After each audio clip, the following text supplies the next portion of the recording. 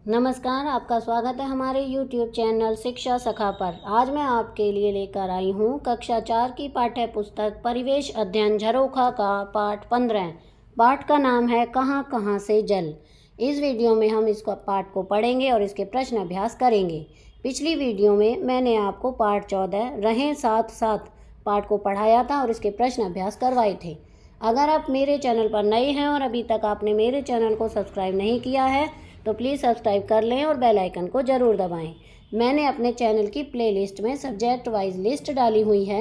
आप जिस भी सब्जेक्ट को के पाठ को देखना चाहते हैं मेरे चैनल की प्लेलिस्ट में जाकर उसे देख सकते हैं। तो चलिए पाठ की शुरुआत करते हैं। पाठ 15 कहाँ कहाँ से जल। जल के स्रोत। ये देखिए, जहाँ से हमें जल प्राप्त होता है उसका चित्र है। चित्र देखो और लिखो। चित्र में क्या क्या दिखाई दे रहा है? तो यहाँ पर मैंने लिखा है पहाड़, झरना, ट्यूबवेल, पहाड़ों पर जमी बर्फ, कुआं, चिड़िया, नदी, हैंडपंप, पेड़ और घर। नदी कहाँ से निकल रही है? उत्तर है नदी बर्फ से ढके पर्वत से निकल रही है। तीसरा प्रश्न है नदी के अलावा जल के और कौन कौन से स्रोत दिखाए गए हैं? उत्तर है ट्यूबवेल, कुआं, हैंडपंप और झरना। आगे है सोचो और लिखो। नदी के अतिरिक्त पानी के अन्य स्रोत जानने के लिए दिए गए अधूरे शब्दों को पूरा करें। इसको हम पूरा करेंगे। झरना, तालाब, कुआं, हैंडपंप, ट्यूबवेल, नहर। प्रश्न है क्या तुम जल के कोई अन्य स्रोत भी जानते हो? यदि हाँ तो उनके नाम लिखो। उत्तर है झील, नदी, जोहड़, सागर, महासागर आदि। क्या तुमने कभी कोई नदी देखी है? यदि हाँ तो कौन सी? उत्तर है हाँ, यमुना नदी देखी है जो हमारे हरियाणा राज्य से होकर बहती है। अगला प्रश्न है क्या तुम्हारे गांव के आसपास कोई नदी है, नहर या तालाब? यदि हाँ तो बताओ। उत्तर है हाँ, हमारे गांव के पास एक तालाब है। उसके आसपास किस तरह के पेड़ हैं? उत्तर है उसके आसपास आम और नीम के पेड़ हैं।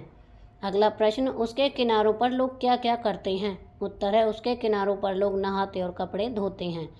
अगला प्रश्न है क्या उसके पानी में सर्दी, गर्मी या बरसात के मौसम में कोई बदलाव आते हैं?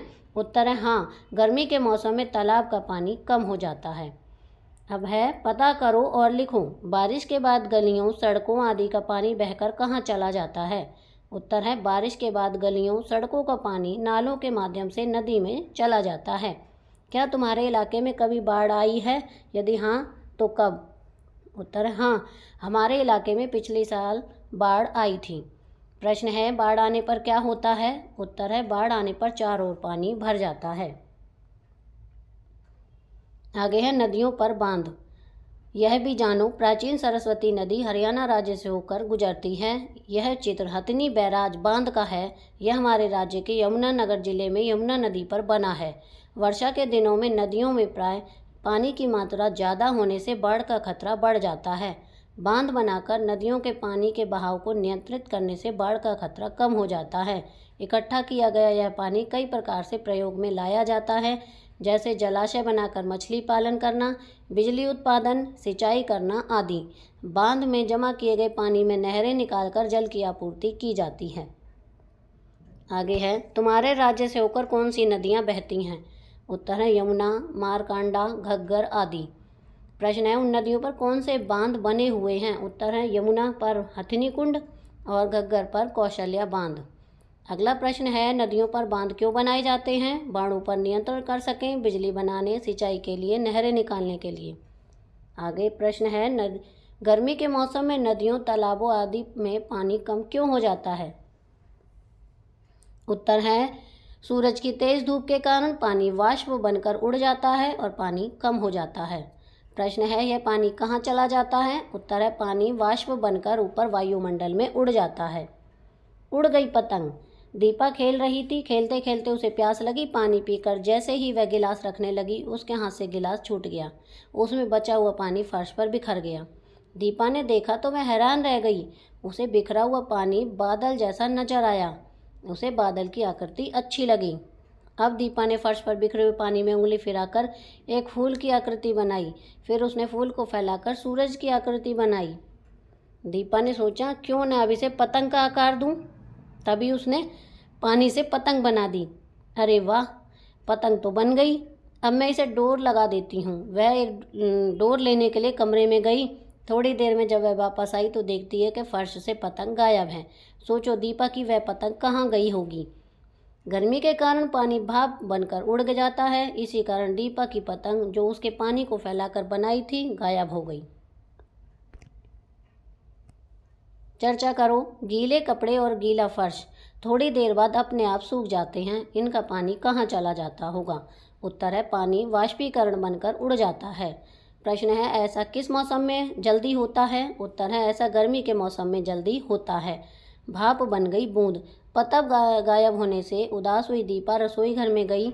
वहाँ उसके पापा चाय बनाने के लिए पानी उबाल रहे थे। उसके पापा ने यह देखने के लिए कि पानी उबला या नहीं पतीले से ढक्कन उतारा। दीपा ने देखा ढक्कन से पानी की कुछ बूंदें टपक रही थीं। दीपा, पापा पानी तो पतीले में था, यह ढक्कन के नीचे कैसे आया। पापा, बेटी पतीले का पानी गर्म होने के कारण भाप बनकर उड़ रहा था। भाप ढक्कन से टकराकर पानी की बूंदों में बदल गई क्योंकि नीचे गर्मी थी और ढक्कन अपेक्षाकृत ठंडा था। इसी प्रकार ही पानी के वाष्पों के द्वारा पानी की बूंदों में बदलने से बारिश होती है। दीपा, पापा बारिश कैसे आती है।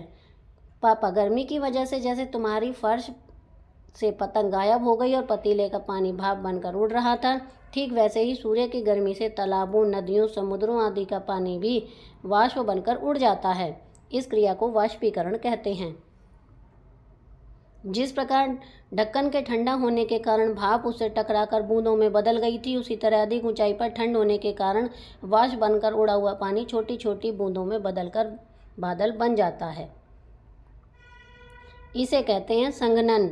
यही छोटी छोटी बूंदें बड़ी होकर वर्षा के रूप में धरती पर गिरती हैं। बारिश का पानी नदी नालों से बहकर समुद्र में चला जाता है और पुनः वाष्पित होकर रहता है। इस प्रकार यह जल चक्र चलता रहता है। तो ये देखिए जल चक्र है। इसमें देखिए भूजल भंडार, भूजल प्रवाह, फिर वाष्पीकरण होता है, संघनन होता है, जल चक्र बनता है और फिर वर्षा होती है। यह भी जानो जो जल धरती सोख लेती है उसे भूमिगत जल कहते हैं। सोचो और लिखो, पानी का वाष्प में बदलना क्या कहलाता है। उत्तर है पानी का वाष्प में बदलना वाष्पीकरण कहलाता है। अगला प्रश्न है वाष्प के द्वारा पानी की बूंदों में बदलने को क्या कहते हैं।